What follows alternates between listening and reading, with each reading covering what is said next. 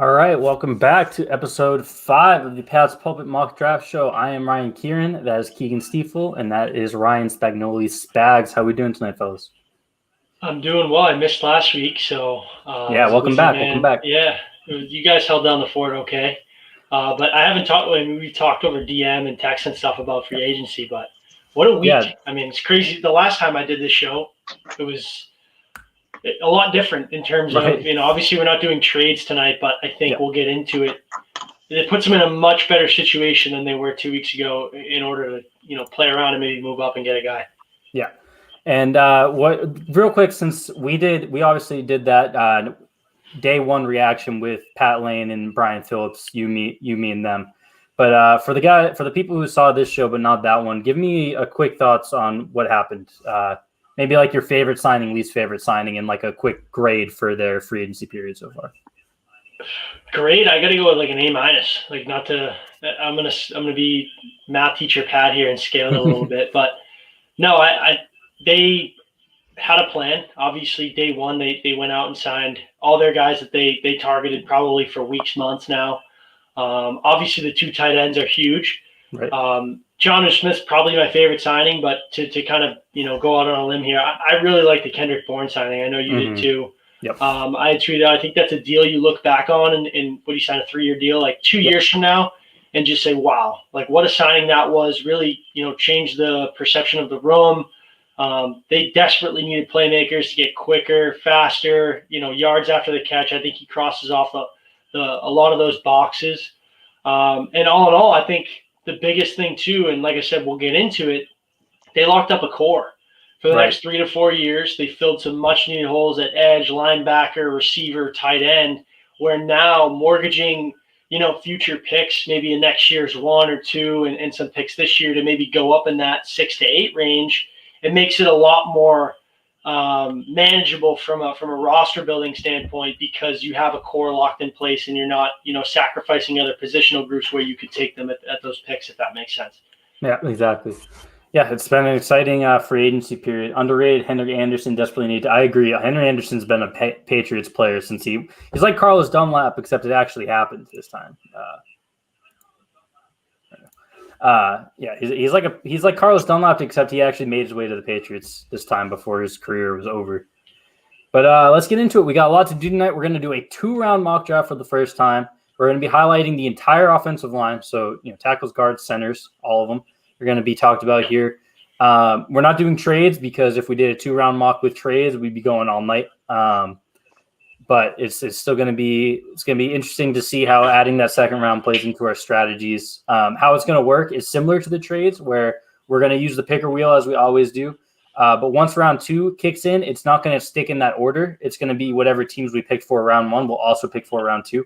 So whoever picks first overall for the Jaguars will also pick 33rd overall for the Jaguars, even though that wouldn't technically be their pick in the order. So just keep that in mind as we go here, and we'll get onto the picker wheel. So we have 3 options left here. I think after this week we'll reset the low list, but let's see what we get here. I was hoping for the second overall pick. So we got Spags picking first. I'm picking second, and then Keegan gets the third, and also which means he's picking for the Pats.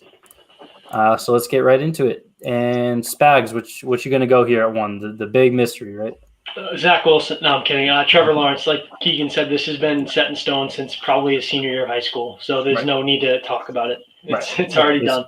We got, like I said, he already has a playbook. Right, exactly. Yeah, we got a lot to get to tonight. Everyone knows Trevor Lawrence. We'll just keep it moving. With the Jets here, if we were, I wanted the second overall pick before we decided not to do trades, because I was going to go Zack Wilson here and set up an interesting scenario in a few picks with trades. But without trades, I'm just going to go with who I think is the second best player. We talked about it last time I had the Jets pick. It's Justin Fields. I think he's by far QB2 in the class. I think he's the first overall pick in most classes otherwise. But, he just happens to be in the same class as Trevor Lawrence. So it's unfortunate for him, but hopefully, or not hopefully for us, but hopefully for his sake, he can turn the Jets around. It's interesting, too, because you saw – I mean, obviously, what's Corey Davis supposed to say? Right. In that interview from his understanding, Sam Darnold's a guy. I think this is a situation to monitor, not to like throw, hot takes out there, but I think as the days move on, and maybe Darnold's moved a little bit closer to the draft when things start to boil up a little bit, but I wouldn't be shocked if they stick with Darnold. I really wouldn't. I mean, I'm not saying it's the right play at all. It could be the most Jets thing to do, but I wouldn't be surprised because it's the Jets. If they didn't take Mekhi Becton last offseason, I could see a world where they go Penei Sewell, but they already have their left tackle of the future. I think it's smoke right now. Again, like you said, what else is Corey Davis supposed to say? Whether it's Fields or Wilson is still up for debate in my mind. I'm not sure who it would be, but I'd be shocked if they don't go quarterback. But let's keep it moving because, again, we got a lot to get to tonight. So, Keegan, you're on the clock at 3. Yeah, I mean, Miami's an easy trade back spot. I think we all kind of expect it. But since there's no trades this week, they've got a big hole at receiver. They need a number one guy. And I've gone with Devontae Smith in past weeks, so I'm going to go Jamar Chase here. He's the number one receiver for, I think, all three of us. We all see him as that guy. So about time you came around. I'm kidding. Once Keegan heard Devontae Smith was 170, he changed his rankings. Yeah. And regarding this, so Isaiah Wilson got cut this week. So that we talked about a few weeks ago, they trade for another first-round tackle from last year after taking one last year as well. That might take them out of the market. But, I mean, Isaiah Wilson's already gone before they even get to the draft, never mind get to the city and play on the field. So, I mean, that Sewell pick is right back on the board for them, in my opinion. I don't blame you going Chase here, and I still think that trade back's most realistic for them. But it does create a little bit of intrigue there again. We're focused on offensive line, by the way, just in case you guys haven't picked up. Yeah, so the focus will be the full offensive line. So once Sewell goes in a few picks here, we'll get into him. And that takes us to Spags with the Falcons at 4. Yeah, this is another interesting spot. You heard some rumblings that, obviously Matt Ryan's restructure. I'm not a cap guy, so I don't know if that makes it a little bit more of a movable contract down the road. Mm-hmm. But he's been disrespected in our mocks in the past. So I'm going to go on a limb here and draft arguably the best skill position player in the draft, in my opinion. Or I guess he's not a skill position, but he should be listed as one. I'm going to go Kyle Pitts here at 4. You saw how much Austin Hooper was used in that offense. I think getting Matt Ryan a weapon there with Pitts, like we said before, I mean, that's a team that probably isn't going to be picking 4 again in the next few years here. They have the pieces offensively. Adding Pitts to a tandem of Julio Jones and Calvin Ridley can really maximize. And I think, too, if Atlanta improves a little bit, like, they're not far off as the second best team in that division. I think it was a shock how bad they were. Obviously, you saw how many close games they lost. That was bad coaching. You assume they polish up in those areas. I wouldn't be surprised if they sneak in as a wild card team this year. So I'm going to go Kyle Pitts here. I think it's a slam dunk at 4. It's funny. I was also going to make that pick if I got the Falcons tonight, just to switch it up because he keeps falling way too far in our mocks. Last week, what did he run the other day? Did he run like 4.46? I think. That's something insane. Absurd for a tight end. But you look at Arthur Smith. Jonnu Smith is here now from the Titans, and I'm blanking on their other tight end's name that they just insisted on throwing the ball to. But they love to use 2 tight ends there, and Kyle Pitts is he's more talented than Jonnu Smith on paper. We'll see how it translates to the NFL, but that would be the most fun tight end that Arthur Smith's worked with. So I think that'd be a fun spot. And I'm on the board with the Bengals. I'm tempted to go Sewell here just so we can talk about offensive tackle, but we know he's not staying on the board long either way. So I want to switch this up a little bit. They signed Riley Reed from free agency. They aren't a team that trades a lot in the draft in general, and almost never in round 1, but I could see them trading up from round 2 to get one of those later offensive tackle guys. So instead, I'm going to go – I lied. My pick was going to be Pitts here. I'm completely blanking. So I'm going to go Sewell. I was going to take Pitts here. I completely just blanked that he just went. So, yeah, we'll go Sewell, and that'll be our first offensive line highlight of the night. Penei Sewell, the freak left tackle out of Oregon, didn't play at all this season after sitting out due to COVID concerns, prepared for the draft. He was billed as like a potential generational type guy. I think if you watch him in 2019, not getting to see his 2020, he falls a little bit short of that. But of course, he was a 19-year-old sophomore when you're looking at that tape, so keep that in mind. But this, he's someone that you plug him in at left tackle, you forget about it for the next decade. Plus, you probably have at least a few Pro Bowls, maybe a couple All Pros in there. He's just a dominant athlete at the position. So how do you guys feel about Sewell? Yeah, I mean, we haven't seen a tackle go one in a long time. I think Eric Fisher was the last one, but without Lawrence here, I think Sewell goes one, like without a doubt. He's the best tackle prospect we've seen in like a decade. He's a mauler. A lot of people say that he reminds them of Anthony Munoz, like the 80s and 90s tackle with the Bengals. So it's kind of fitting that he ends up here, but he's like a mauler. He's very technical. He does everything well. I think the Bengals would be stupid not to protect their franchise quarterback with this guy. Yeah, I agree. I mean, he's been tackle one. You could make an argument he's probably the first tackle off the board last year too, and we saw how deep that class was. It's an interesting scenario too because Rashaan Slater's not too far off, and you wonder, like you said, that's a team that might not trade back a lot, trade out type of thing. If Slater's close on their board, like that could be they feel they can get him outside the top 10, just inside the top 10, someone moves up to get a quarterback. But I think Penei Sewell is the clear-cut tackle one in this class. Did a great job for Justin Herbert, and I think he'll do an even better job for Joe Burrow.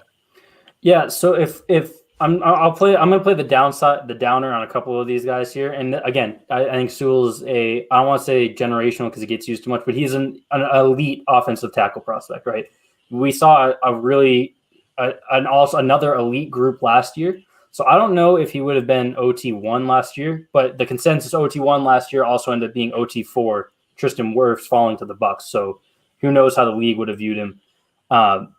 If you're looking for kind of downsides to Sewell, you expected him to polish it up this year, and you would expect that moving forward in the NFL. This isn't like long-term detriments. That's why he's still going so high, but he doesn't play with quite as much his pad level gets away from him at times. He kind of starts to stand a little bit upright. People can get into his chest a little bit.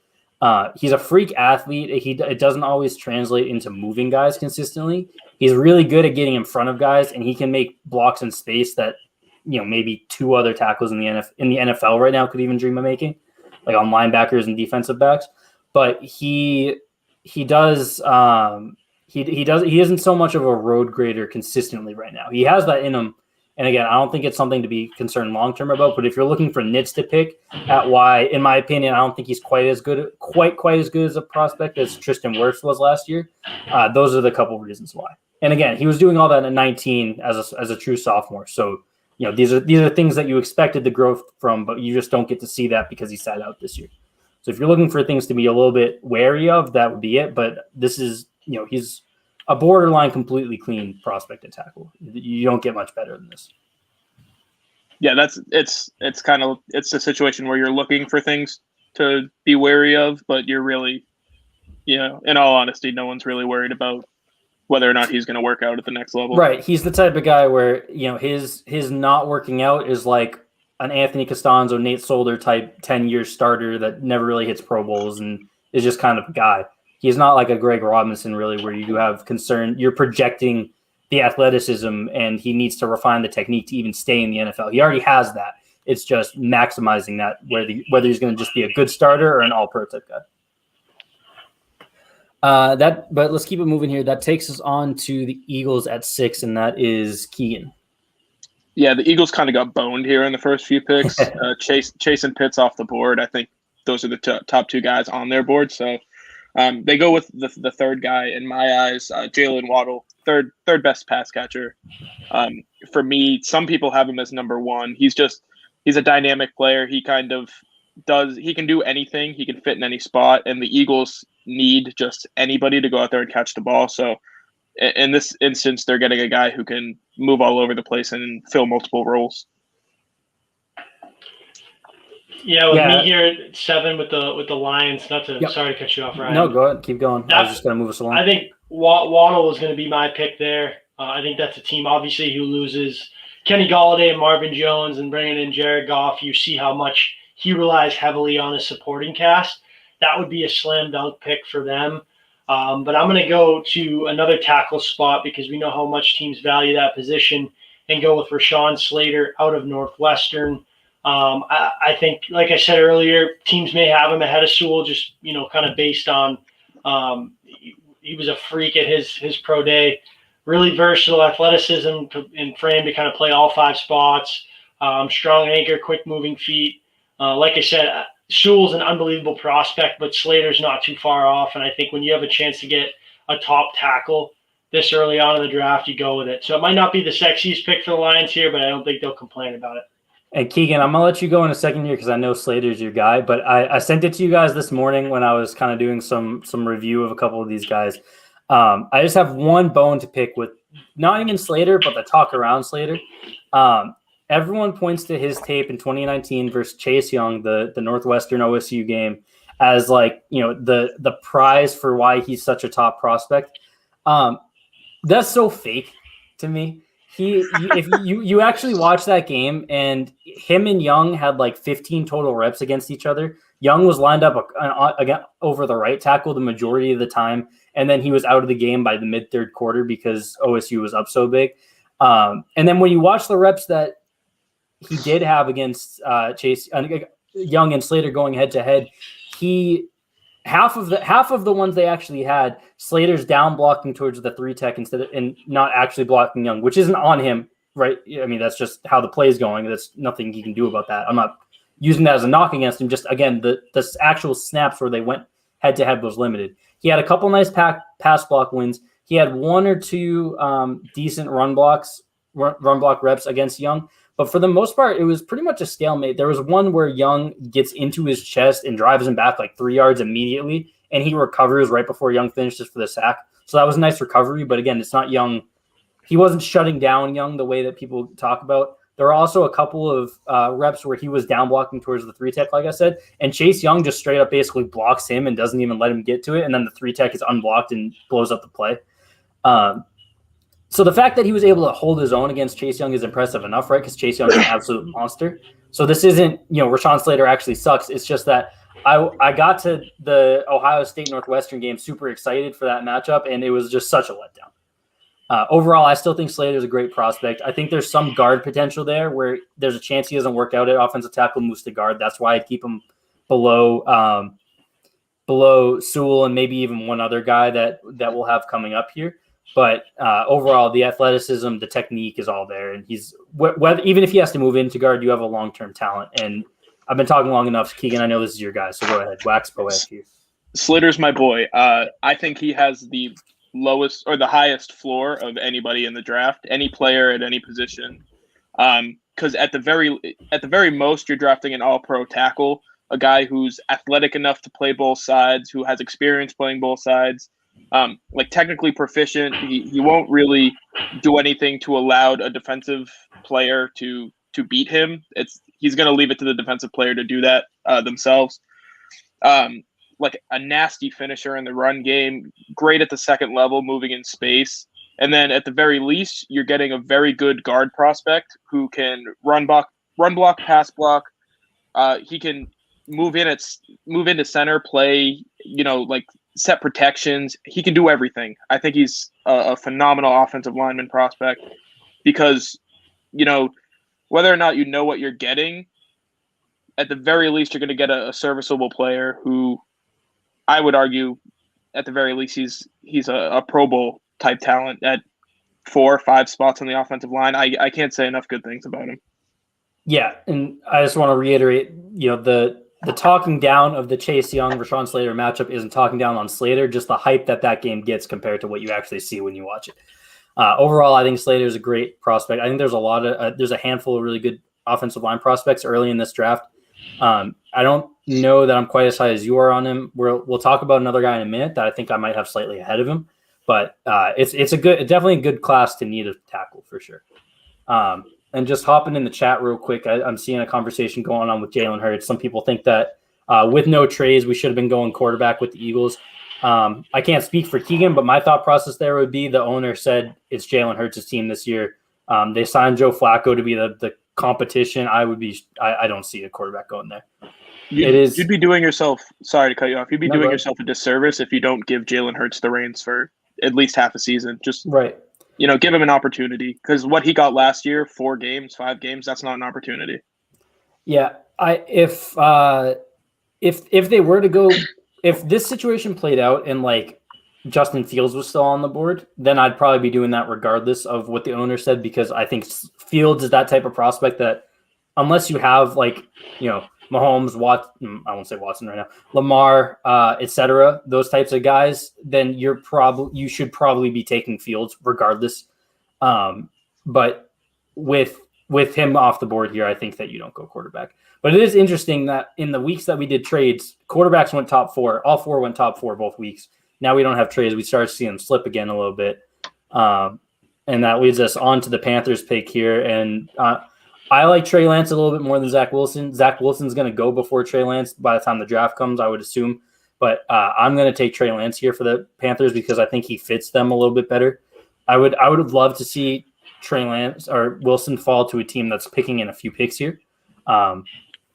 But I personally, I like Lance a little bit better for what the Panthers do. I like Lance a little bit better as a prospect overall, just because of the upside that he provides physically that Wilson falls a little bit short of.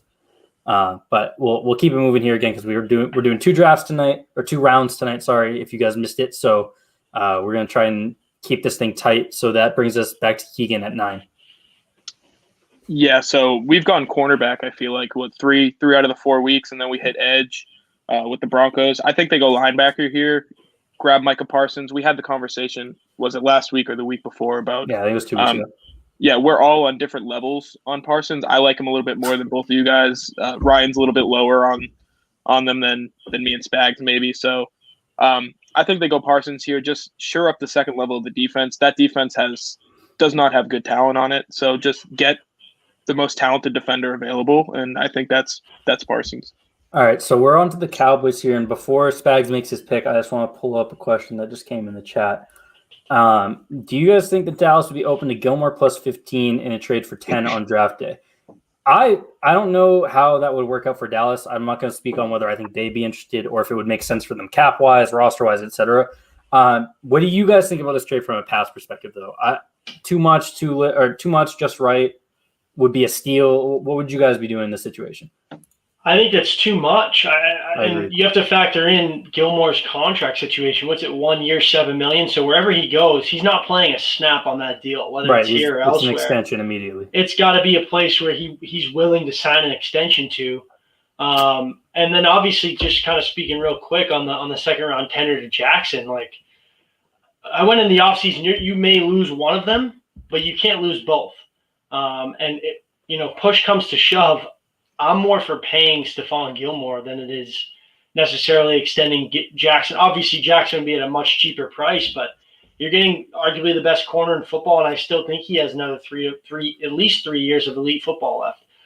So right now, I don't know how much cap space they have left after the deals today, and kind of what they can do to kind of push some of it out to extend Gilmore. But I think if one of them is going to be moved, you're going to start seeing it come through in the coming weeks here. But no, I think it'd be too much.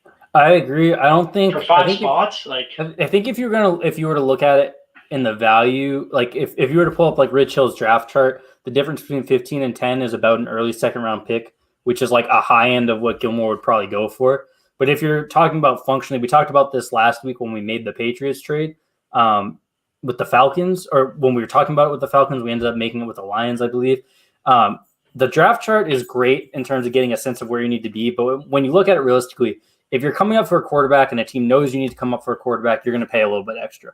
Even if Gilmore and 15 for 10 values Gilmore at around a second round pick, the quarterback, your guy at quarterback is not going to be there at 10 in all likelihood. And Gilmore is better than trading up for, say, Micah Parsons or whoever you would take at 10. If your guy at quarterback isn't there, and I would say the acceptable guys, in my opinion, would be Fields and Lance.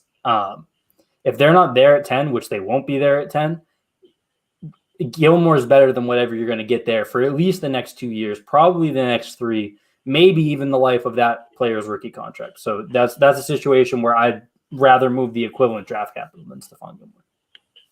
Yeah, I don't think that move makes any sense for New England. Just if you break it down at its very base level, you're moving up 5 spots, but you're giving up 3 years of a defensive player of the year, at the very least 3 years, because he's signing an extension. So I don't think that makes any sense. You need to maximize him if you're going to trade him, maximize his value, and that's not doing it. Right. But all right, let's keep it moving. Say that way too much, but Spags, you're on the clock here at 10. We aren't making that trade for the Patriots today. So who are the Cowboys going here at 10? For me, we just talked about how much they need corners. Patrick Surtain. People said, he's been mocked to New England. I don't see how he gets past this spot.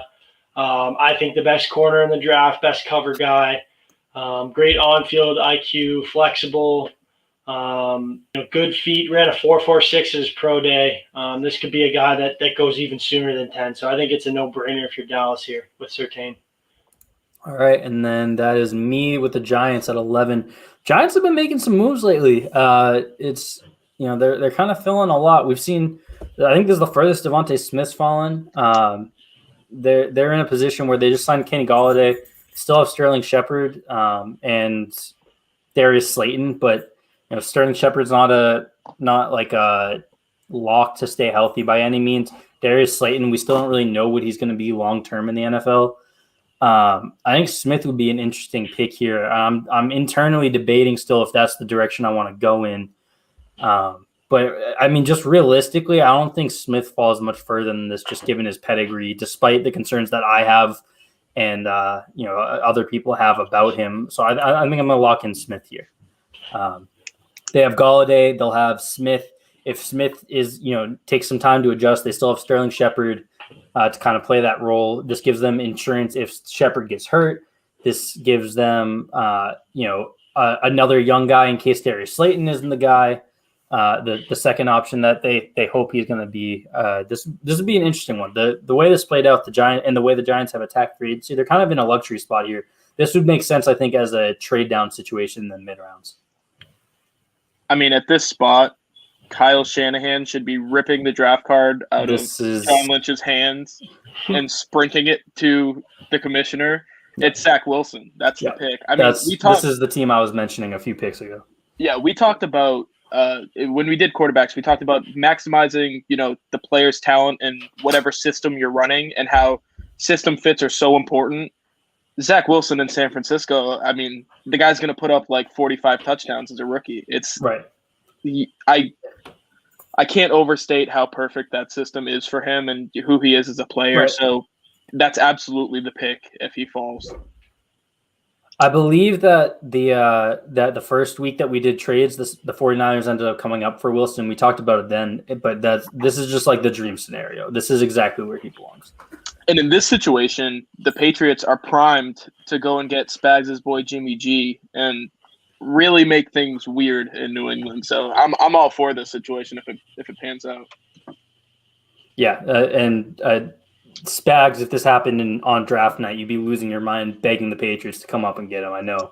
I would insane. There's no chance he lasts this long. Realistically, obviously we're not doing trades, so things are going to fall out of place a little bit, but I think I'm on the clock here at 13 with the Chargers. Sure. Going with another tackle here. I think it's a no-brainer. Similar situation in Cincinnati. You got your franchise quarterback. You want to protect them. I'm going to go with the third best tackle in the class, Christian Darrisaw here out of Virginia Tech. Athletic, long mauler. Pretty fluid in his sets. Flexible enough to kind of keep him upright, not getting beat around the edge. I like him a lot. I think, was overpowered a little bit at Virginia Tech. Maybe best suited to play the right side. Maybe that's a situation where he starts over there and moves over to left tackle as his career goes on. But I think the Chargers here at 13 are guaranteed. I wouldn't say Sewell, but maybe a Slater or Darrisaw. You can probably chalk them up to getting at least one of them, and I think it's a no-brainer for them. So here's where I land on Darrisaw. He's probably my OT2 in this class. If I'm the Bengals or if I'm the Dolphins and I'm looking at that trade back, I think that trading back to this range, maybe with the 49ers, maybe with the Patriots, obviously a team in this range has to be wanting to come up. So it's not just, hey, I pick you. But if someone's from this range is calling you to move up to 3 or 5, I'm taking their first round pick next year. I'm taking Christian Darrisaw here, and I'm way happier than just taking Penei Sewell at 3 or 5.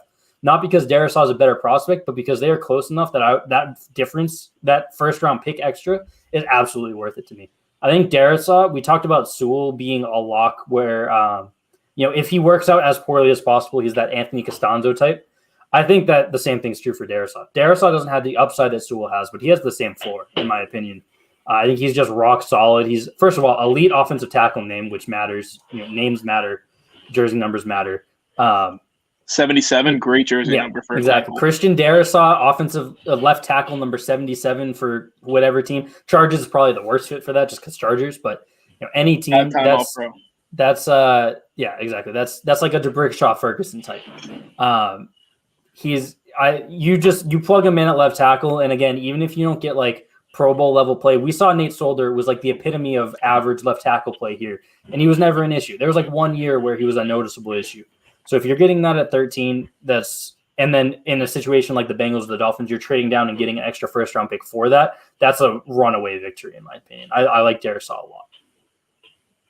Yeah, I mean, like the only thing I can ever say when I look at him is like, look how long he is. Look how long his arms are. He's like, I imagine him just holding his hand out like a grown man, and then defensive lineman swinging but not being able to reach him. He's just he's so much. He's physically so much better than the people he's going to be facing, for the most part. So I think it's a great pick. Just like you said, floor. You just have a behemoth, manning your left side. So. And it is easy to default to, offensive linemen are the safe picks in the first round because they usually hit they usually have a higher floor than other positions. That's obviously not true. That's kind of a fallacy. But in his case, Rashaan Slater is a guy where the floor is you have to move him inside. And I think if you're taking him top 10, that's a big difference planning on taking a top 10 tackle versus top 10 guard. With Darisaw, your floor there is a starting caliber left tackle, in my opinion, which is why I think I have him slightly higher than Slater, even though Slater might have the higher ceiling. But we'll keep it moving here, and I'm on the clock with the Vikings, and we'll stick with the offensive line talk because I'm going to take Elijah Vera Tucker here for the Vikings. And this is another guy that I liked a lot. He is definitely an interior offensive lineman. I think this is the range where the value starts to come in for the top tier guards. He played left tackle for USC last year out of need, and he showed that he could do it, which improves his draft stock. We've seen guys like Joe Tooney play tackle in college and then move inside the guard. He was kind of the opposite, where he played guard and had to move outside. He showed that he could do it. He played it well. But he's got the size to be a guard, but he's got great athleticism. He's got great technique. If he was a little bit bigger, he might be pushing to be like a top 10 tackle prospect. It's just his size and the fact that he probably is a guard that drops him down a little bit, in my opinion. I think he's as clean as they come, and in a pretty good interior offensive line class with a lot of like solid day 2, day 3, older prospects. I think Tucker is like by far the cleanest one and the best one. Yeah, I think when you look at him, like he's an athlete, plays super high motor, competitive. Like you said, the flexibility he had to be able to go out there and play left tackle just makes that draft stock so much better for him. Like you said, he's probably a left guard in the league, but just being able to get the flexibility there at that position, I think it is a no-brainer for them. Yeah, and they're in a position again where when you're getting more towards the middle of the first round, that's where the guard value picks up because guards are still important. They just might not be top 10 important. Even if you have like an elite one, like Brandon Scherf is the last one that comes to mind that went top 10 as a guard. But when you look at Tucker, this is or when you look at the Vikings, they just need offensive line help anywhere. And Tucker is the best one on the board. So that was an easy pick for me. But let's get to the pick everyone was waiting for. Keegan, you are on the clock with the Patriots. We cannot trade out here. This is the first non-trade up for a quarterback pick we've made since free agency started. I know Spags is all in that they will not be picking here. Are we going Mac Jones here? Like I'm slowly talking myself into Mac Jones at 15. Don't do it. I really am. Are we doing it? Listen, I know you don't make the pick, but don't talk yourself into it. You don't want to talk yourself into that. I'm tempted to go with McCorkle here. Oh no! I'm tempted. The chat's gonna yell at you. So what we're gonna do is we're gonna throw it back to a couple weeks ago, and we're gonna workshop this one with the chat. The chat's definitely not taking Mac Jones. I've been reading it as they've been coming. There was one guy in there, so shout out my guy. He was working hard. So I think it's down between a few prospects at 15 because if the board shakes out this way, there's no chance that they pick at 15. I don't think. So I'll give 3 options, and let's hear it. We'll work with that. So McCorkle is one quarterback out of Alabama, and then number 2 is Christian Barmore, which I'm not helping myself. They signed a lot of interior defensive line help, but they still need some. And number 3 is Caleb Farley at the corner. And I'm leaning towards Farley. I'll let you guys give your opinions, and then we'll talk to the chat about it. So I want to touch on a couple things real quick. I don't think that we can assume a Jimmy G trade. I think that's a pipe dream right now. And I don't even think it's a pipe dream. I think it's a pipe dream. Personally, I know we differ on this too, but it's fantasy land though. Is that kind of what I'm trying to say? Like, I don't think it happens. Yeah. If they cut him, then I'm on board. Bring him in. Who cares? That contract just makes no sense, especially now that they've spent most of their cap this year. He makes no sense anymore. He never made sense to begin with, in my opinion, but especially with the way they spent, he makes no sense. They're not going to trade for him. There's a world where the 49ers cut him and then he becomes on the table again, but they're not trading for him. And then also the other thing I want to touch on is I don't think none of us expects the Patriots to pick at 15 anymore. It's either going to be a trade up or a trade down. There's just with the prospects that are going to be there at 15, and what they need, because really the only thing that they need is young quarterback of the future.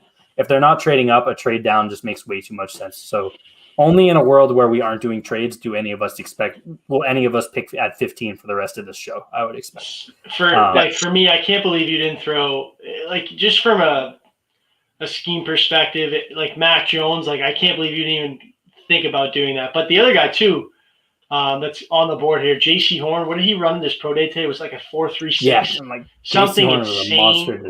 Farley has the microdiscectomy that obviously they said he'd be ready for camp. And I think that's why, if you're narrowing it down to those 3, that's a no-brainer for Belichick. It's a guy that slips a little bit maybe because there's some questions on his health and will he be ready. And I also don't think it's them going corner now is so much more likely with the futures of either Stephon Gilmore and J.C. Jackson up in the air. And there's going to be some really good corners here at 15. Yeah, so I have a rule in my house that we don't let pro day numbers change anything about our opinions on players. Okay. I hear you, but I'm going to pull a comment up real quick. Does this change your view on players? That matters. Pro day numbers don't matter, but if you have JC, Jalen, and Jason, all with JAY, the 3 J's, I mean, that changes things. But in all honesty, JC Horn, I think he's a great late day 1, early day 2 prospect. At 15, I mean, the guy didn't do anything his first 2 years in college and had a good 3rd year and had good pro day numbers. And in fairness to you too, Farley was was always CB2, sometimes CB1 in these mock drafts before he got hurt, and he's going to be ready for camp. So I get still valuing Farley higher. I have always been a little bit higher on JC Horn in general. I've taken him for the Cardinals multiple times during this show. But that's where I'm that my personal vote is the cornerback, whichever one you wanted, and you're going with Farley. Farley. I couldn't name for a second. Yeah, I just think that would be my vote. I'm voting Farley. Yeah, Farley is just so much more versatile than Horn is. Horn's an outside guy. He's going to be covering those big-bodied receivers on the outside. Farley can move inside. I think he's probably quicker than Horn is. I don't know what his 3-cone and shuttle times were, but yes, he was reported to have re-signed today. So I just think Farley's more versatile, and what does Bill Belichick look for in defenders? Versatility. So. And that's why the cornerback is my pick. With Lawrence Guy coming back, you almost have too many defensive linemen right now, especially if they're going to the 3-down lineman sets that we've talked about, or at least I've talked about on here. We can put Christian Barmore to the Patriots to rest. Unfortunately, and Mac Jones at 15, the value is not there for me. He's not the quarterback of the future for me, unless you want Kirk Cousins. Clip that, because that could haunt you for years. That's fine. If he's good, I'm deleting the entire Pat's Pulpit Twitch account. I'm fine with it. I'll happily be wrong, but that's that's a nightmare scenario for me taking him at 15. So Yeah. my vote's for Farley. I take Farley too. Yeah, you take Farley, and the chat seems to be leaning Farley, although it's pretty torn between Farley and Mac Jones. Yeah, so and Keegan, one I quick think this thing comes on up to you. Barmore. Yeah, just before I make the pick, one quick thing on Barmore. We're putting it to rest. I can agree, but we say that the Patriots have a ton of defensive tackles, but Nick Thurman and like all these Bill Murray, these practice squad guys, I don't count those. They have like 4 real defensive tackles, and the rest of them are practice squad fodder. So, but I agree that if they're going to a 3 down lineman set, they don't need that many. So yeah, we're gonna go Farley here. He's the best corner on the board in my book, and it's my pick. So. And real quick, Scrum Master Flash. If that is Scrum Master and not like Screwmaster or something, that's an elite name. What do we need most? We need a QB. Quarterback's not a position that you just take something because you need it, especially when you don't like. Ignore your feelings about Cam Newton or Jarrett Stidham. They have quarterbacks on the roster that can let them survive this year, even if it's not actually good, right? So if you're not trading up for like your guy of the future, you don't just take the next best quarterback at 15 the way you might talk yourself into just taking the next best linebacker at 15. If you really like Mac Jones, then go ahead, go for it. I do not really like Mac Jones, and you don't just take one because you need a quarterback when you have to pick. If the Patriots don't draft a quarterback in the first round, even early day 2, you bet your ass the Jarrett Stidham hype train's coming back for a second year. He's a leader. We'll let it play out again. After Pats West. I'm completely fine with it. I'm completely fine with it. I was on Instagrams all last night. The guy knows how to lead a team. I'll say it. And for the record, everyone knows Bateman would have been my pick here. But we are going with Farley, who's dropped down because of his injury. I couldn't find him for a second. All right, and Spags, we're on the clock at 16. We're running a little behind schedule here, so we'll try to keep these a little tighter now that we got the first Pats pick out of the way. I'm gonna go with my guy who I argued a little bit that could go at 15, J.C. Horn here at 16. Like you said, elite speed, outside guy. Well, obviously lost Patrick Peterson. That's a team that I had said in my second mock draft on Pat's Pulpit, trade Stephon Gilmore and I believe it was 15 for it to move up in the second round to get him. Or it was just Gilmore for a 2, but whatever, you know what I'm saying? They need a corner. I think Horn fits their scheme. Like you said, big body guy, and had an unbelievable pro day. I'm going to keep saying it to get Keegan mad. Sorry, what'd you say? I was reading. Yeah, I like J.C. Horn a lot too. Again, this is a pick I've made for the Cardinals a couple times already too. I think it makes. He's a great player. We're on the clock with the Raiders, and so I mentioned just Spags and Keegan. I didn't get to as many offensive linemen as I wanted to this week. So after the 4 that have already gone, my knowledge kind of drops off. So I'm going to deflect to them. But man, with what the Raiders have been doing on the line, since free agency started, they just need to go with one. So I'm just going to take the top one on the Draft Network's board, which is Tevin Jenkins, and I'll let you guys talk about what you think of him as like an actual prospect. Yeah, I like Tevin Jenkins. Sorry, I think he's a versatile guy too. He can kind of slide inside if you need him to. I don't have a ton on him, but he was just one of those guys who was solid at not a major powerhouse like Oklahoma State isn't Alabama or anything, but he was solid there, and he took on the best of what Big 12 teams had to offer. And I mean, you can't ask him to go out there and go up against these SEC guys. That's just not where he was. So there's some level of play concerns.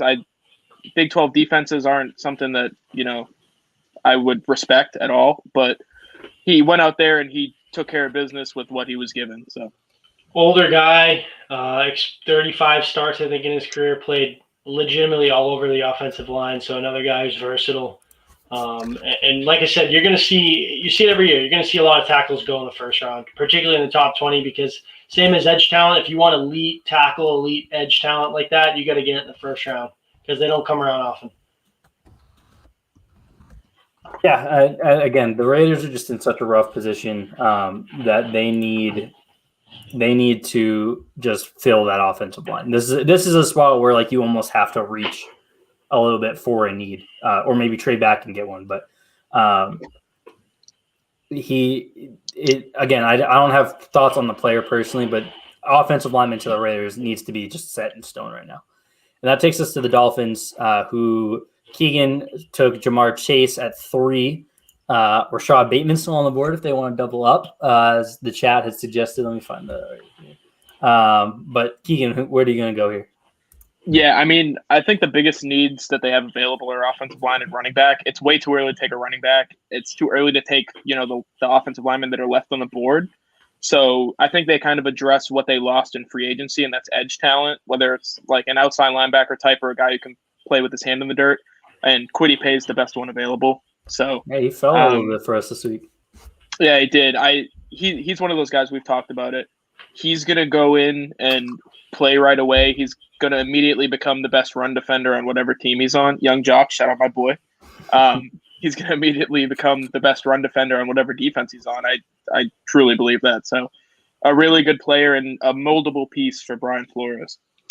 All right, let's the rest of the first round. Obviously, we've done a bunch, so I want to get us going a little rapid fire here. All right, we're just gonna do make your pick, like 1 to 2 sentences. We'll get on to the next one, and then we'll get into round 2 because that's kind of the new content that we'll be talking about some guys we haven't talked about yet. So Spags, you're on the clock at 19.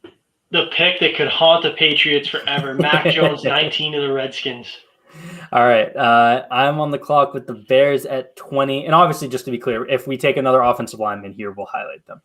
We don't have to rush through them. But again, the Bears keep getting sniped. I'll use the family-friendly word here by Washington with Mac Jones. That's a theme of this show is they just can't quite get him there.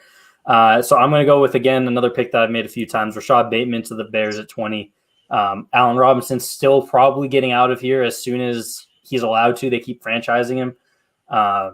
They need that wide receiver 1 in the future. They need a lockdown wide receiver 2 this year, and Bateman can fill both those roles, short-term and long-term. I literally wrote down Rashad Bateman for the Colts at the next pick, so I'm going to have to do a little work. But all right. Yeah, you're on the clock here with the Colts.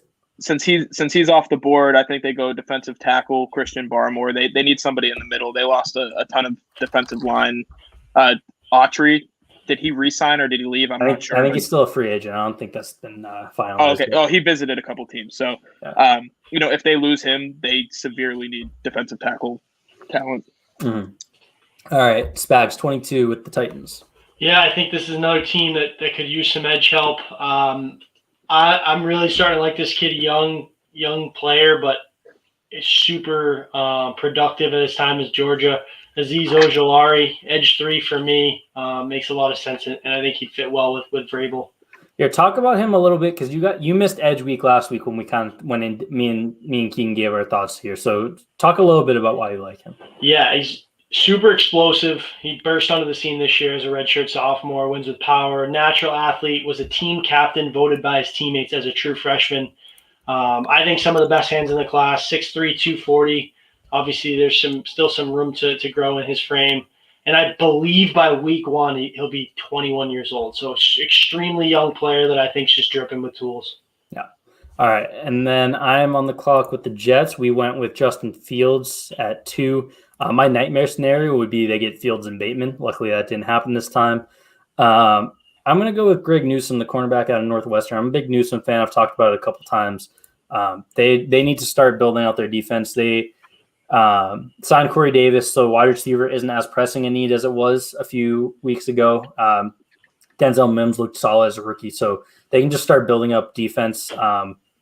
Greg Newsome's probably the highest rated defensive player left on my board in this situation. So I think that's an easy pick here. And that takes us to Keegan at 24 with the Steelers.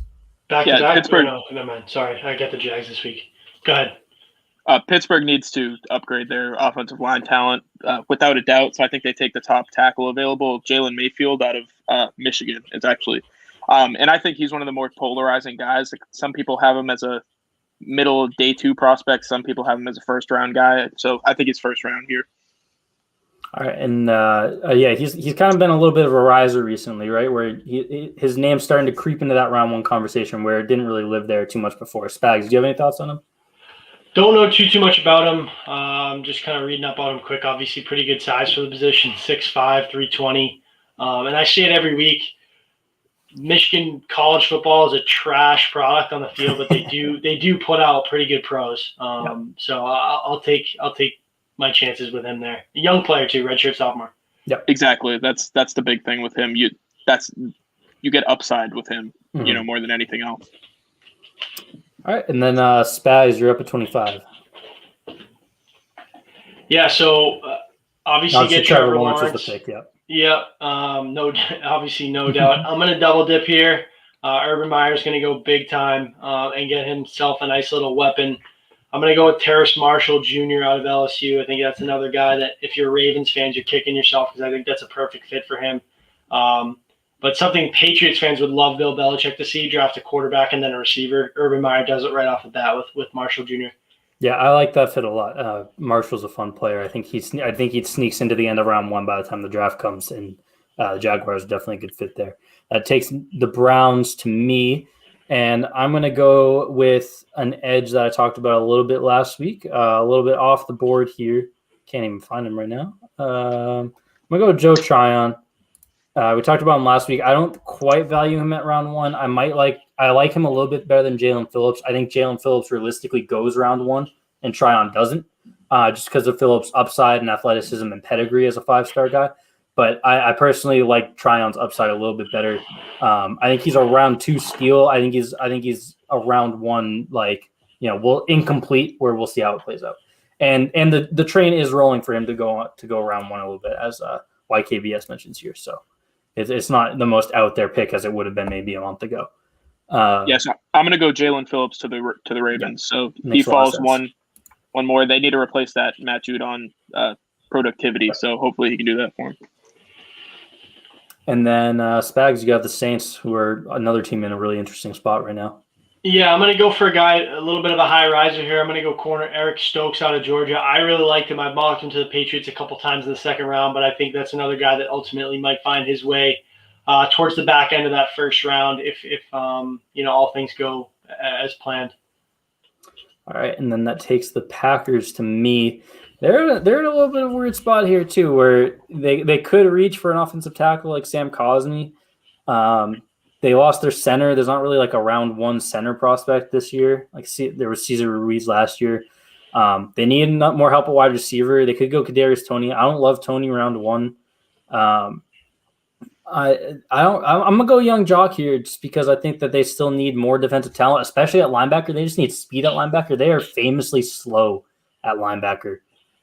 So you play young Jock there as the will box safety, however you want to use him. That adds speed, athleticism, and a big hitter to that defense, and adds a chess piece that they don't really have. They have some good players, Jari Alexander, Zadarius Smith, but they don't really have a chess piece right now, and he can be their chess piece.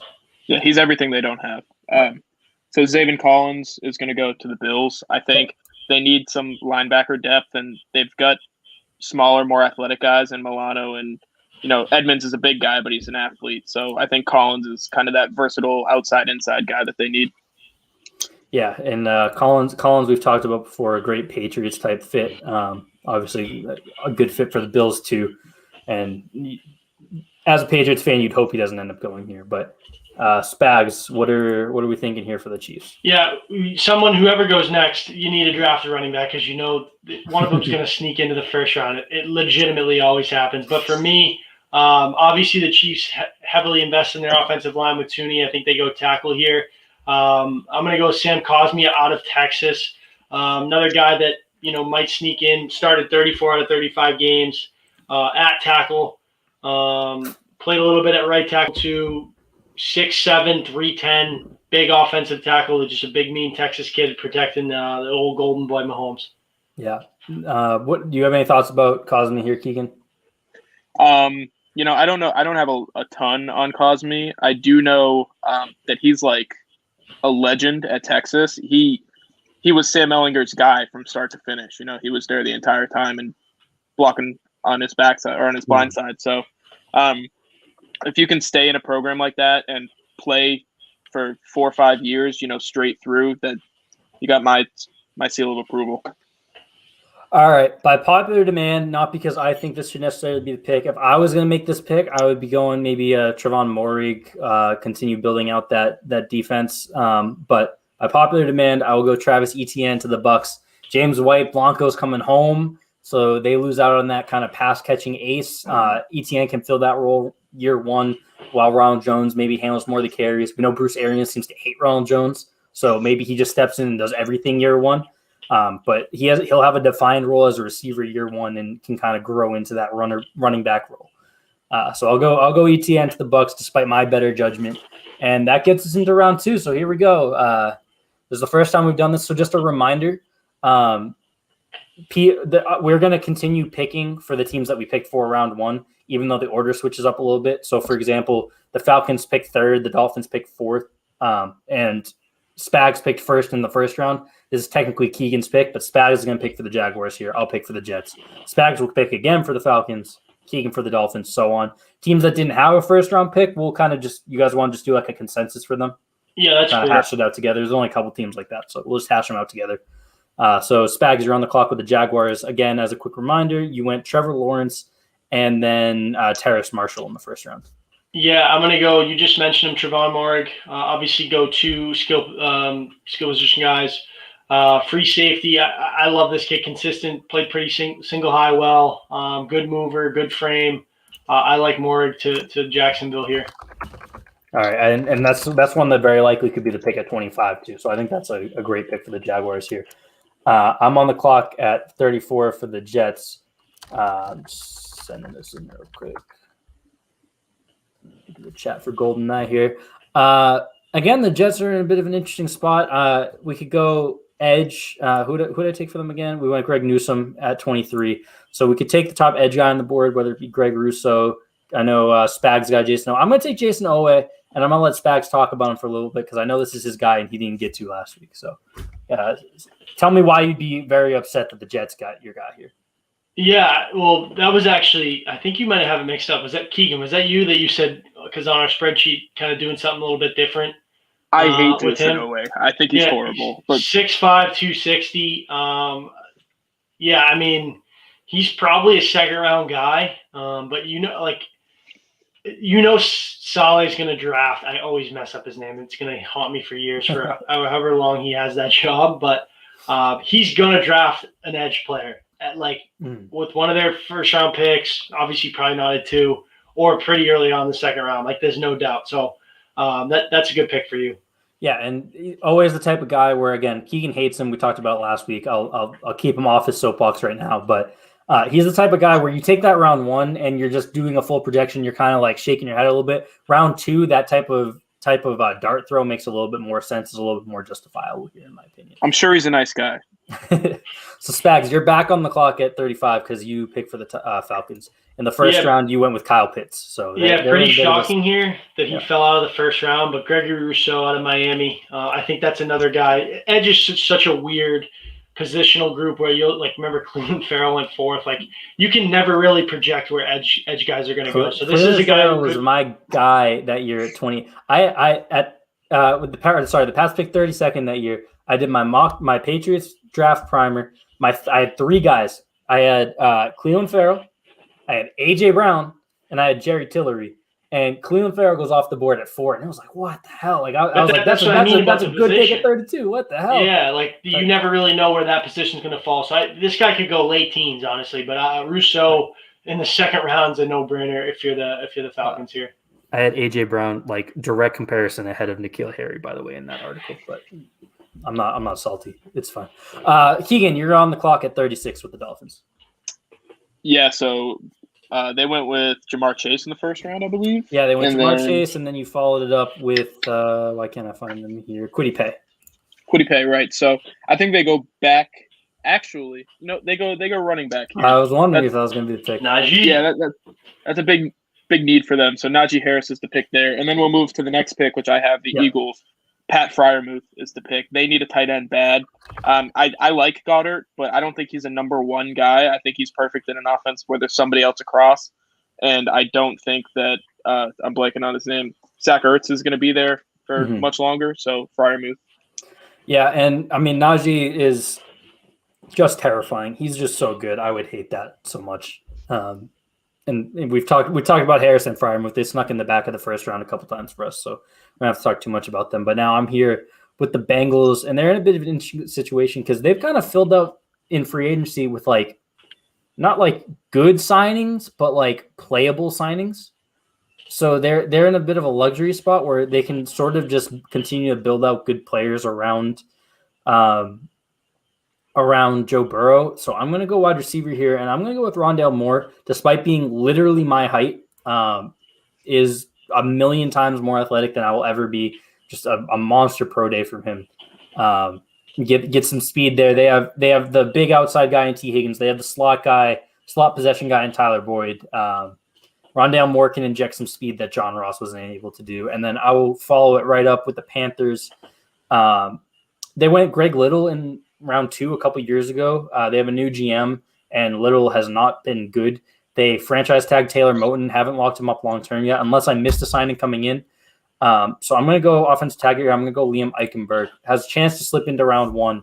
I think this is, again, Greg Little didn't work as a second-round pick for them. This is another dart throw in this range, but it's a pick that, Eichenberg has fans, right? Has fans of where people think he might be a round 1 guy. So I think this is pretty good. He's NFL ready. Right. And coming out of Notre Dame, I think you can assume that. I think his ceilings is extremely high. He's another guy. We had Cosme go off the board, and who's the other Tevin? What was his name from Oklahoma State? I'm blanking. Tevin Jenkins. Tevin Jenkins. Like, this could be a guy, like I said, that can sneak into the 20s.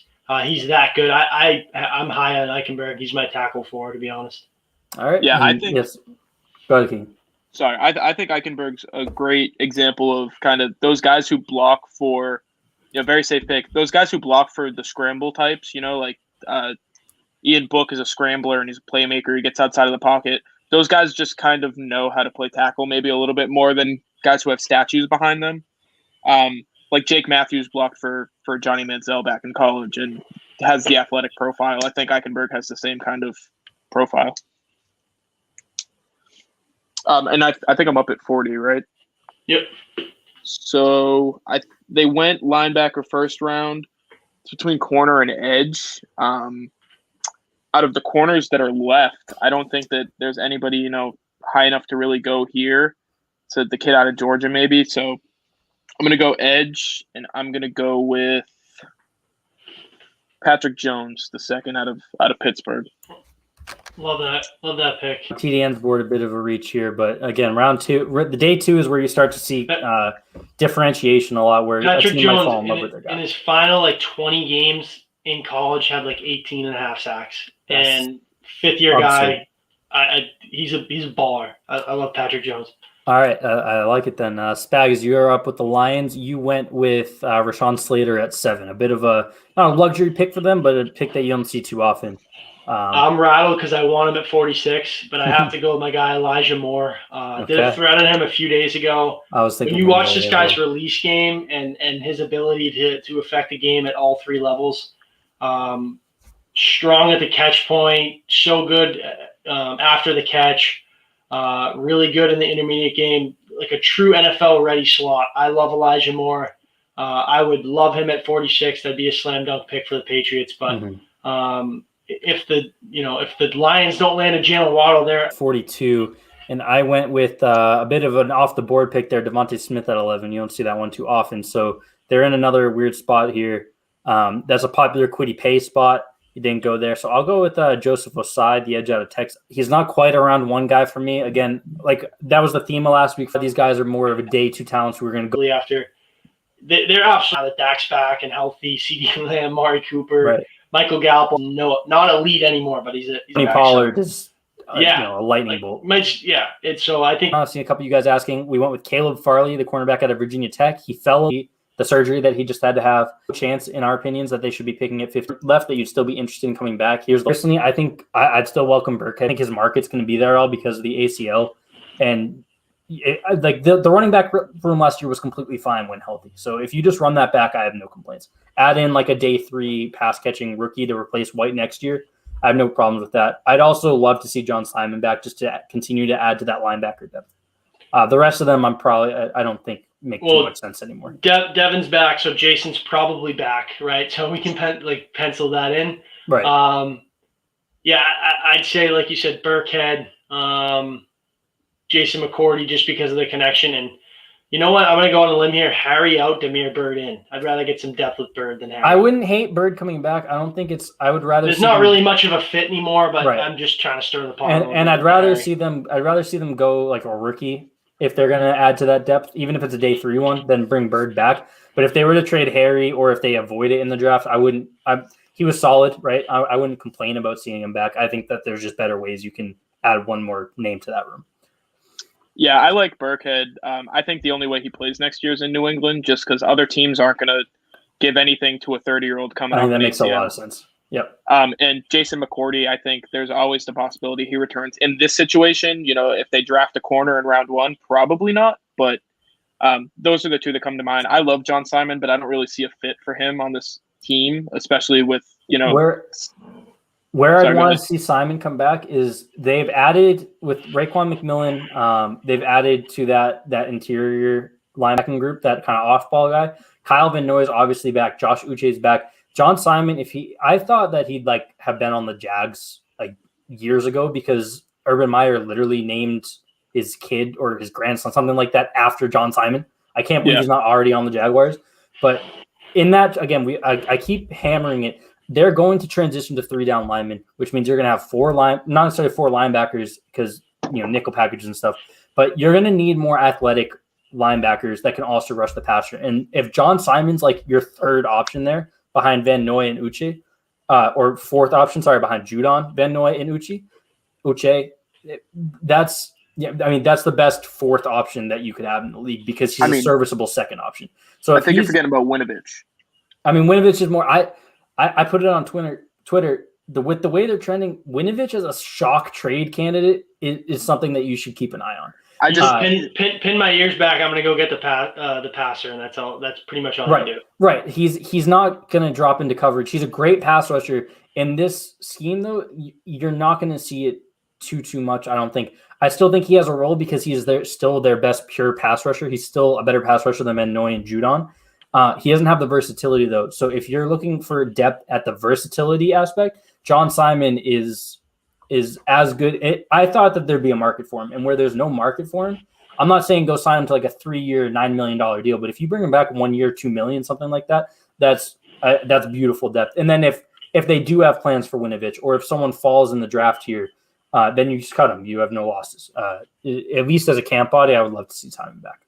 Let's get into this pick here because I think it's interesting. I know you have the pick, Keegan, but I think looking at names, and I want to highlight Nick Bolton, and you guys know I'm not necessarily too high on him. I was wondering if you were going to go a different direction. Do you have another name that you're going to bring up? I was going to say Tony, okay. But I want to talk about Bolton because I think, and this is just me doing a little digging on Instagram and stuff. I saw a picture, and who knows when it's from. Dante Hightower looks thin. Real thin. That cap hit's pretty big. And regardless if he plays this year, if he's a retirement or doesn't want to restructure, whatever, I'm not putting anything out there that says, that's set in stone. But I think you need, obviously, they loaded up on their front seven, but I think a guy like Bolton is that downhill type guy you can plug right in the middle of that defense, really good against the run, physical, not necessarily going to wow you sideline to sideline, but I think he's really good. A guy to kind of replace that Hightower role in that defense. So that's an option there. I know, Keegan, like you said, you have the pick, but obviously you want to talk about it a little bit. I also think linebacker would be my pick here, not Nick Bolton. First of all, if you guys missed it, Nick Bolton tested pretty poorly at his pro day, which when you test poorly at a pro day, that's a real bad sign. But that's kind of what showed up on tape too. When we talked about linebackers, we talked about him a little bit. That's what you see. He's kind of like the see ball, get ball. He's like Micah Parsons a little bit, where you see ball, get ball, doesn't have the most natural instincts or coverage abilities, stuff like that. But he's not the athlete that Parsons is to justify upside. I'm pretty low on Bolton personally, and I'm really high on Baron Browning. And I think Baron Browning is Jabril Cox too. Jabril Cox too, but Baron Browning is my dude. I think he's a beautiful Pats fit. He can you can line him up all over, which includes kind of as that Mike if you need him to. He played there when Tough Borland went down for Ohio State, played well there, but he also plays out. He plays strong. He plays weak. He plays some star role, that kind of slot linebacker role. He has his hand in there. He has his hand in there for his first 2 years at Ohio State. He is by far. I think he's far and away the pick here for me. Keegan makes the pick. Brian, I know who he's going. welcome in, Brian. We took Caleb Farley in the first round. Again, just to recap, we all agreed that 15 is never. There's no reason for them to pick at 15, whether it's a trade up or a trade down. But we're not doing trades here. So Caleb Farley was the pick at 15, fell a little bit because of his surgery, and now Keegan's about to make the pick at 46. And I know who it is. I know who it's going to be. your crush over at USC. All right, Keegan, send it in. Amon-Ra St. Brown, and that's right. It was a little sleeper here, or a little. It'll never not be the pick. Let me give my reasoning because a little sneak peek. Hold on, 1 sec. Tomorrow I have a mock draft coming. A lot of trades. He is my pick at the same spot. So there you go, Keegan. And real quick, just before we get into him a little bit more, GoldenEye, if you're ever wondering if there's a Pat's Pulpit article up on a certain prospect, head over to both. I got a thread out on him. Yeah, head over to both Keegan and Spag's Twitter account. You can see their ads at the bottom if you're not already following them. Their pinned tweet is this NFL draft prospect spreadsheet that they've been working on. They have every prospect that they have watched so far this season. You go to linebackers, you come down. He's way too low on this. Let's see Barrett Browning. In this section down here, if they've put up an article, the link will be here. If not, you can search their ads, and they have a running thread of prospects.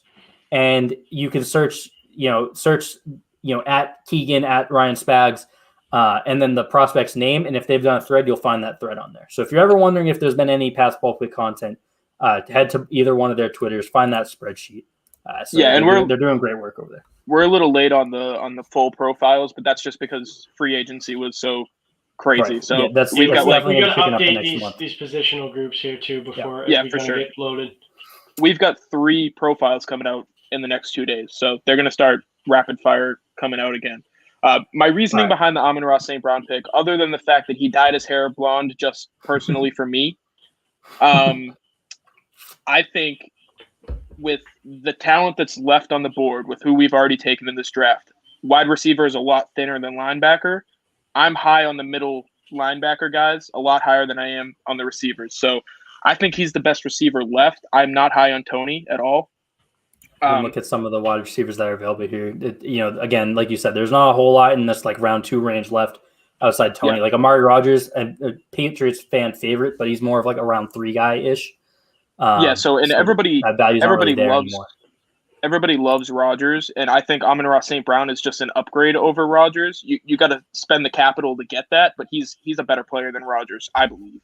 So they're getting a guy who I think, with the free agency signings that they made at receiver and kind of what they have left, the one thing that they need is a heir apparent to Julian Edelman, a guy who can play, spend all of his time in the slot really, and be kind of that guy who mixes it up in between the seams, up the middle of the field and on short routes, and kind of do that option work, do the dirty work. And that's who Amon-Ra St. Brown is as a player at his best. And I think this is a perfect scenario for the Patriots. I like St. Brown a lot.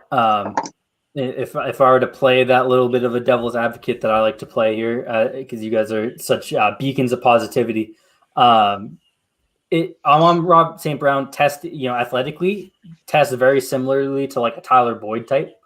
Tyler Boyd, great player, huge fan of Tyler Boyd, one of my favorite receivers in the league. A Tyler Boyd type as a prospect isn't someone that I necessarily want to bet on consistently. I think that's because he's not an athlete. He is very much a you need to trust what you see on tape type of guy. Amon-Ra St. Brown is someone that I trust what I see on tape. So if you're taking him round 2, I'm completely on board. The concerns again there is that he's got an athletic profile that you really need to be a precise, technical route runner with strong hands who can win at the catch point if you're going to work out. Because Tyler Boyd is really the only hyper successful one that we've seen in the NFL recently. It's a lot, and Element too, of course, but a little bit of an older generation. These types of like average athletes really need to be precise technically, and I think St. Brown is. Yeah, and when you talk about winning at the catch point, he's one of the best guys at when you talk about the bigger receivers like a Warren Jackson who's like 6'7". Amon-Ra St. Brown's a better receiver at the catch point than him. He can go up and get it, and he's got no problem working through a defender, working over a defender. The guy gets the football. You put it anywhere near him, he's going to go get it. He's phenomenal. And if I really wanted to go full Twitter user with his first name and 17 numbers at the end of it, you could say you could draw the connection. Slower Pac-12 wide receiver going to the Patriots. No, thank you, because of N'Keal Harry. But Spags, we lost your webcam there.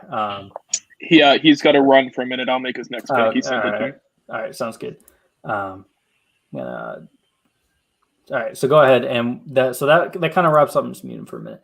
That wraps up the Patriots picks. So the Patriots come away with Amon-Ra St. Brown in the second round after going Caleb Farley in the first round.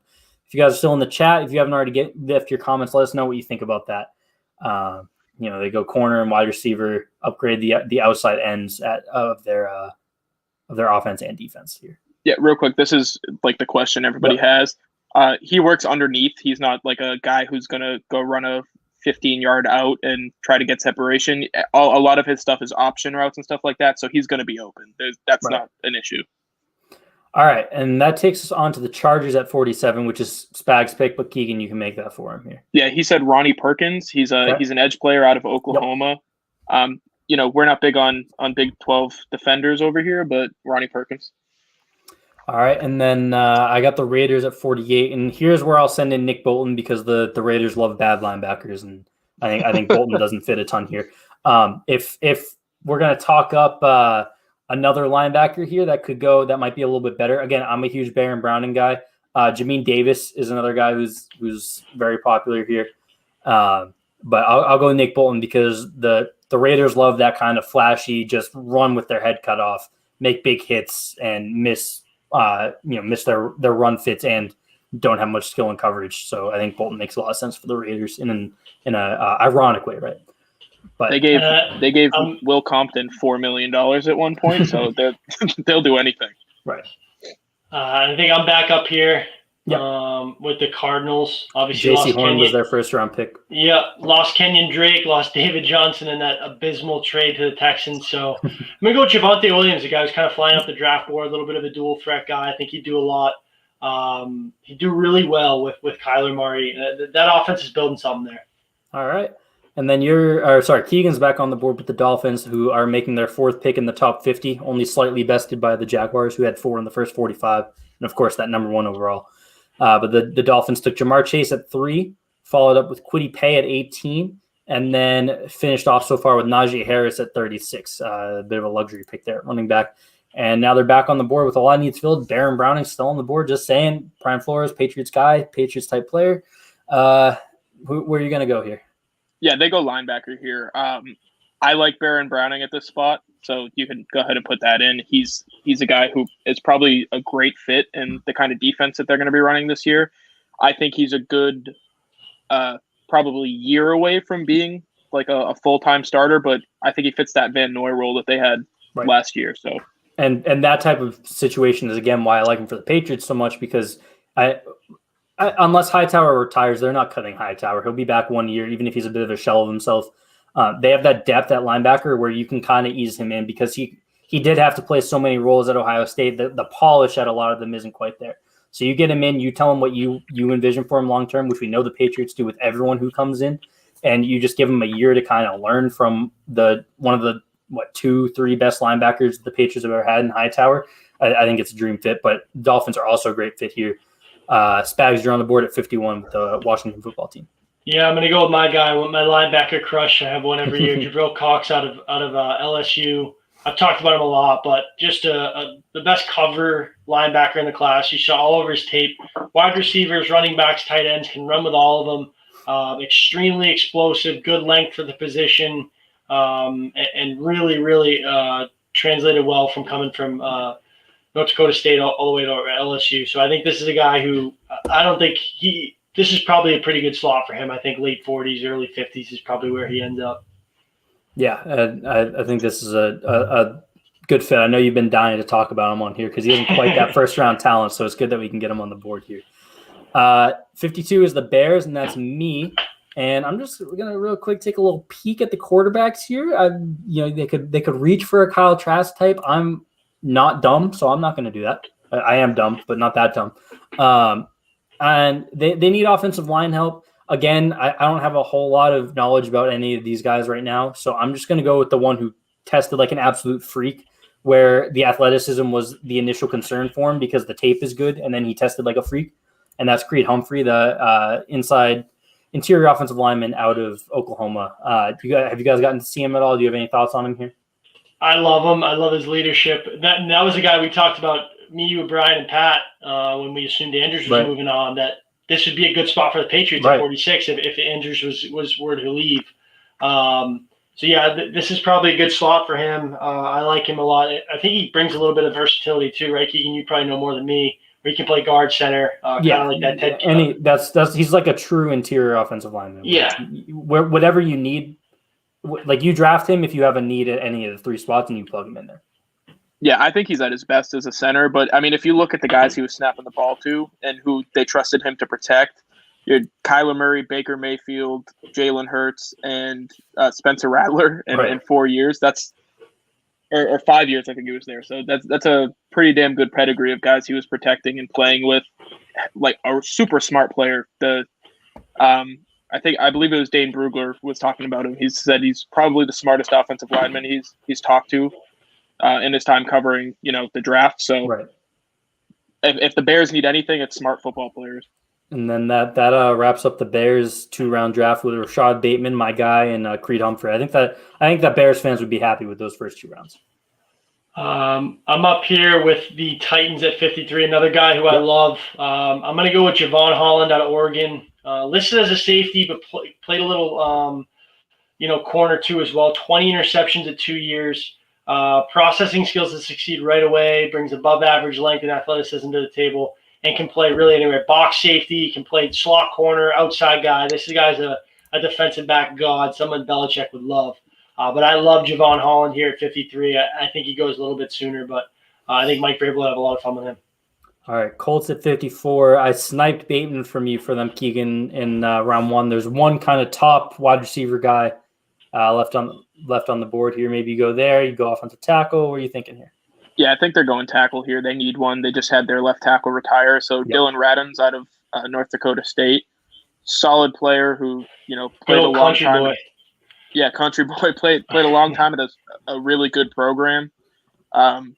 Country strong, as Spags would say. Yeah, and that follows up Christian Barmore in the first round, so they beef up both sides of their line. Any further thoughts on Radins? Just kind of like that classic, not going to be that top tier tackle, but has the experience. You plug him in, and he'll just be fine at worst. Yeah, he feels perfect. Low key becoming a factory though. Absolutely. And he's perfect to take over that Costanzo role, like you said earlier. Just a guy who's solid and never has anything bad said about him. So I'll take that out of my offensive lineman. Mm-hmm. All right, and you're back on the clock with the Steelers here. They need a plan after Ben Roethlisberger retires, and I think he's got at most a year left. And Kyle Trask just feels like Ben Roethlisberger, so I'm going to make that pick. That's a great pick. All right, Kyle Trask. First time we've seen his name in this because God knows he's not a first-round prospect. All right, we've got a couple consensus picks here. We got the Seahawks and the Rams. Neither of them had a first-round pick. By the way, the Steelers followed up Jalen Mayfield in round 1 with Kyle Trask here, so they're restocking that offense. So Seahawks, this will be their first pick of the draft. I know it's a big team need on there. I think you go edge here. Yeah, they really haven't had much talent there. I mean, we've kind of picked the queen. Like Carlos Basham is the next one available. We talked about him last week as like a good Patriots type fit. Seahawks I'd like Peyton Turner, but I think it's a little too early for him. But I think Basham Jr. is the pick here. I think you go best available. Real quick before we make the pick, if they don't take a tackle here, I think Russell Wilson might fight whoever the GM is. That is fair. We have James Hudson, who I literally know nothing about, and then we've got a couple of interior guys here. Leatherwood's a good pick. I know Leatherwood is on the board. Yeah. You guys want to go Leatherwood then? Yeah, let's go Leatherwood. Right, if we're gonna go tackle, I would take Leatherwood. Yep. All right, let's go with it. So Sorry, I didn't mean to kill your Carlos Basham. No. That's a very good call. That's a very good call. Good point. And then we got the Rams, another team that didn't have a first-round pick. So what are we thinking here? We can go another offense. We can go anywhere on the offensive line, really. I think. I think for me, Wyatt Davis is the perfect fit. They need a guy who can play the right guard spot. I don't think they have anybody on the roster who can do it. So I'm completely on board with that. Do you have any further thoughts on Davis here? I really like him. Yeah, that was a Patriot guy until they absolutely loaded up their interior offensive line spots with guys coming back that we just didn't assume. And then, sorry to jump back a second too. Do you guys have any further thoughts on Leather? Where we kind of jumped through him pretty quickly. I mean, he's just kind of the best one available. I don't think anybody's clamoring to go draft Alex Leatherwood, but played at a big time program, played for great coaches. So, but on Davis, real quick, he had a horrible 2020. Just he opted out, opted back in, came back late. Played with I think 3 new linemen from 2019. And that kind of dropped his stock a little bit. But if he would have come out last year, which he wasn't able to, but if he would have come out last year, I think it would have been a first-round pick. All right. And then you're still on the clock here now with the Ravens. We're getting towards the end of this pick, 6 left here. And we went round 1, we went with Jalen Phillips. Yeah, so I think they go receiver here, and I almost took Kadarius Toney with their first-round pick, so he falls all the way to their second pick. He feels like a guy that the Ravens would draft. He's a small guy, but he plays bigger than his size, can do a little bit of everything, electric punt return type, so. Yeah, it doesn't really solve their issue of needing like that true big body outside receiver that can be a Lamar Jackson safety blanket, but it does add another gadget to their offense that really doesn't have enough. So I don't hate it there. It doesn't really move the needle for them overall for me, but it is a fun player. Brian says he wouldn't have minded Phillips at 15. And then I'm on the clock with the Browns, and I really have no clue where they could go here. Who did they just bring in? They brought in a linebacker in free agency, right? They just had Clowney on a visit. Yeah, but they brought in a linebacker, like actually signed, and I'm spacing on who. Maybe the chat knows. I'll stall for a second to see if they can get us in here. But if not, I'm thinking Jamin Davis here. I was going to say him, yeah. That's where I'm leaning. Unless I'll give the chat like 30 seconds to jump in and tell me I'm an idiot for forgetting that they traded for, Dante Hightower, whoever. Made some big splash that I'm completely forgetting. Nothing's coming in, so let's go with Jamin Davis. If I forgot someone, it will. Good player, good stock rising. Very likely that he's, by the time the draft comes, he's just no chance by this point. But for now he falls here, and I think this is a solid pick for the Browns. Yeah, no linebackers. They signed Tack McKinley, who's an edge guy, so I think that's a good pick. Cool. So we got Jamin Davis after going Joe Tryon in the first round. So a bit of a projection type draft for the Browns, but if they hit, that's a couple solid players there. Saints, which I believe was Spags. Yeah, you went Eric Stokes round 1, which Yep.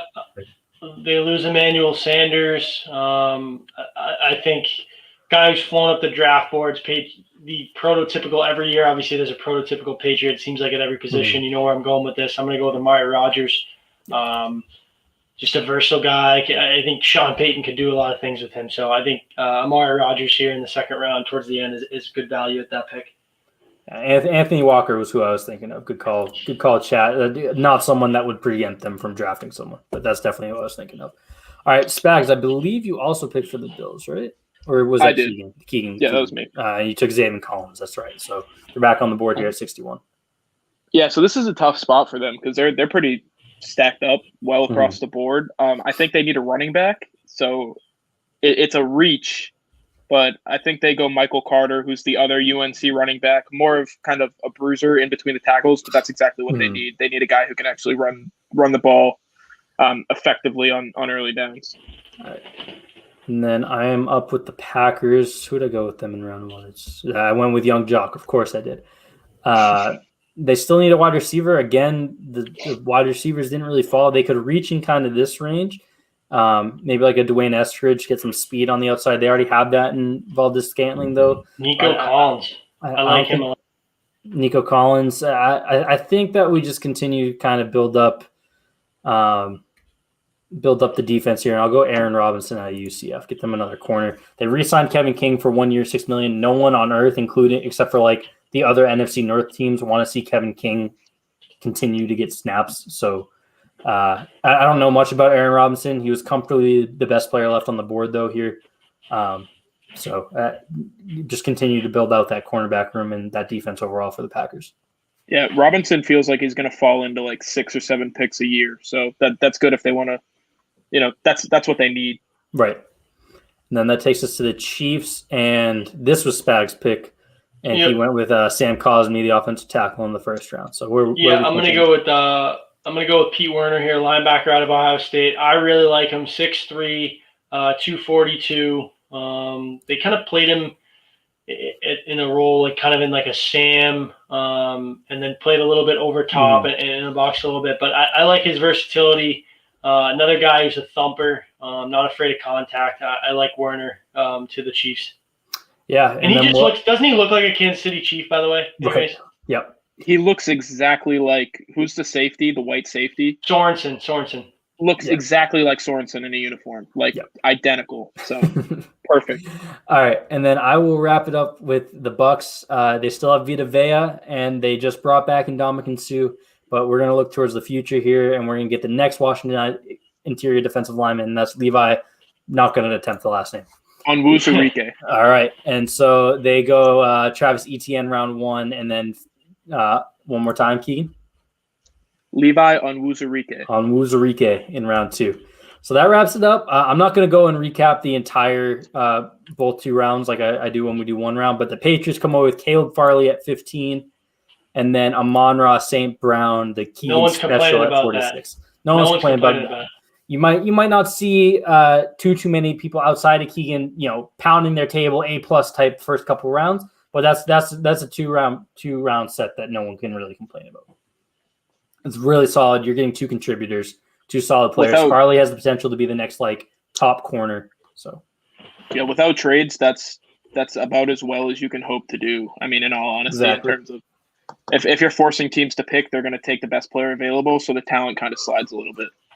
Absolutely. So that'll do it for us tonight. We'll be back next week with another 2-round mock. Probably no trades again, just again for timing purposes. Although this one wasn't too bad, so maybe we talk about it. We'll see. Thank you guys for hanging out.